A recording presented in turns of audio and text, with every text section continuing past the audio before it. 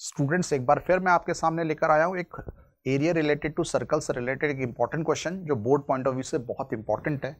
इसमें दिया हुआ है कि दो सर्कल्स है जिनकी रेडियस 8 और 6 सेंटीमीटर है, तो आपको तीसरे सर्कल की रेडियस निकालना है। कंडीशन है कि जो रिक्वायर्ड तीसरा सर्कल है उसका जो एरिया है वो पहले दो जो गिवन रेडियस है उनके एरियाज के सम के बराबर होना चाहिए तीसरे सर्कल का एरिया। तो ऐसी कंडीशन में रेडियस की वैल्यू क्या करेंगे। तो हमेशा की तरह मेरे वीडियोस को पहले पॉज कीजिए, ट्राई कीजिए आप खुद और स्टैंडर्ड आंसर से मैच करिए।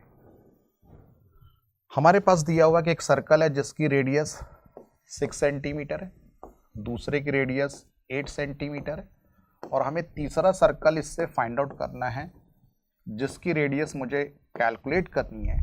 और कंडीशन ये है कि पहले सर्कल का एरिया और दूसरे सर्कल का एरिया का सम रिक्वायर्ड सर्कल के एरिया के बराबर होना चाहिए, है ना। ये कंडीशन को मेंटेन कर दो।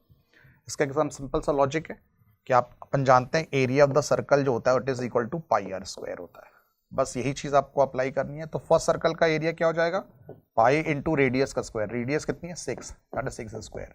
इसी तरह से दूसरे सर्कल का एरिया क्या हो जाएगा, pi into 8 square, because second circle की रेडियस 8 है।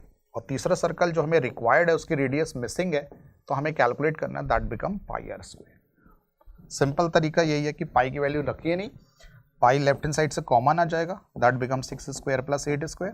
तो यहाँ से राइट से पाई आर स्क्वायर है, पाई से पाई कैंसिल कर दीजिए। यू नो दैट 6 और 8 पाइथागोरस ट्रिपलेट है तो इसका आंसर 10 होगा। लेकिन आप सिंपल सॉल्व करेंगे तो 6 का स्क्वायर 36, 8 का square 64 is equal to r square. तो 100 बराबर है r square. This implies r की वैल्यू कितनी हो जाएगी, 10 सेंटीमीटर। तो देखते हैं कि इसका स्टैंडर्ड आंसर क्या है। इसका स्टैंडर्ड आंसर ऑप्शन जो दिया हुआ है वो 10 सेंटीमीटर जो ऑप्शन बी पर है। तो इस क्वेश्चन का जो आंसर है वो आपका होना चाहिए आंसर नंबर बी। तो इसका एक सिंपल सा रूल ये है, लॉजिक ये है कि अगर आपको कभी ऐसे क्वेश्चंस मिले जिनमें एरियाज के स्क्वायरिंग का सम किसी रिक्वायर्ड सर्कल के एरिया के बराबर हो, तो हमेशा अपन को क्या करना है, जो सर्कल की रेडियस गिवन है उसको एज अ बेस परपेंडिकुलर की तरह अपन ने यूज किया, लाइक 6 और 8। तो जो ट्रिपलेट का पाइथागोरस थ्योरम का जो ट्रिपलेट यानी as a hypotenuse will be the answer होगा।